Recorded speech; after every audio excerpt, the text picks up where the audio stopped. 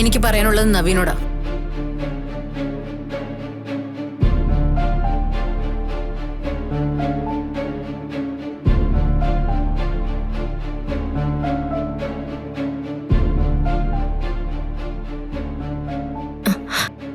മാം പറഞ്ഞോ? ഇല്ല, പറയാൻ തുടങ്ങായിരുന്നു.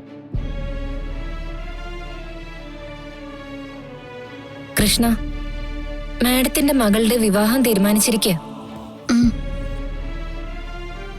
വലിയൊരു ബിസിനസ് ഗ്രൂപ്പിന്റെ തലവനാ അദ്ദേഹം. എല്ലാം തീരുമാനിച്ചതിനിടയിലാ ഗാഥ മാഡത്തിനൊരു ആക്സിഡന്റ് പറ്റിയത്.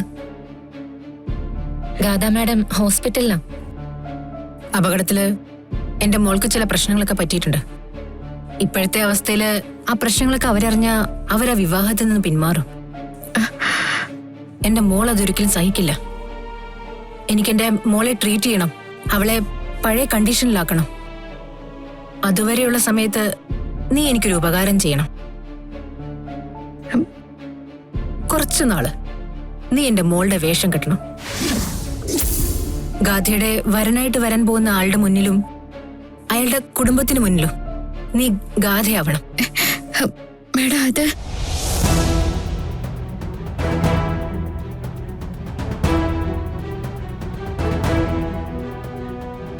നവീന്റെ മുമ്പിൽ ഇപ്പൊ നീ നടത്തുന്ന അഭിനയം ഉണ്ടല്ലോ, അത് അവസാനിക്കുന്നത് വിവാഹ ദിവസമായിരിക്കും. അന്ന് കണക്കുകളെല്ലാം അവസാനിപ്പിച്ച് നിനക്ക് പടിയിറങ്ങാം. കതിർ മണ്ഡപത്തില് ഗാഥമോൾക്ക് പകരം കയറേണ്ടത് നീയാ. നവീൻ നിന്റെ കഴുത്തിലായിരിക്കും താലി കെട്ടുന്നത്. നവീൻ നിന്റെ കഴുത്തിൽ താലി കെട്ടി കഴിഞ്ഞാൽ കതിർ മണ്ഡപത്തിൽ നിന്ന് കളരിക്കിലേക്ക് പോകുന്നത് ഗാഥമോളായിരിക്കും. അതോടെ നിന്റെ ഡ്യൂട്ടി കഴിഞ്ഞു, നീ സ്വതന്ത്രയായി.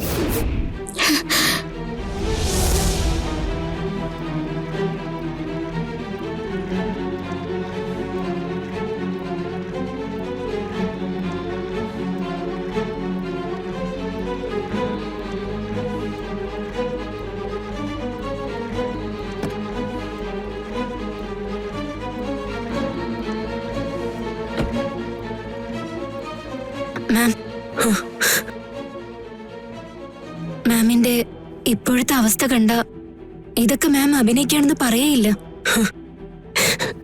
ഇല്ല സനി, ഇതൊന്നും വേണമെന്ന് വിചാരിച്ച് ഞാൻ ചെയ്തതല്ല. കൃഷ്ണനെ ചേർത്ത് പിടിച്ചപ്പോ എന്റെ മോളെ ചേർത്ത് പിടിച്ച പോലെ എനിക്ക് തോന്നിയത്.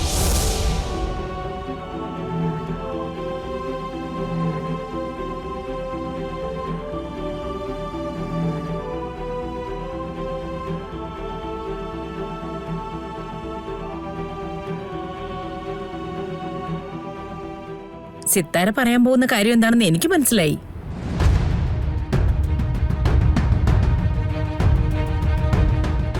മോളുടെ ഗർഭകാല ചടങ്ങുകൾ ഉടനെ തുടങ്ങണമെന്നല്ലേ? മാം അതാണ് ഉദ്ദേശിച്ചത്. ആയിരിക്കുമല്ലേ മാം? അതെ.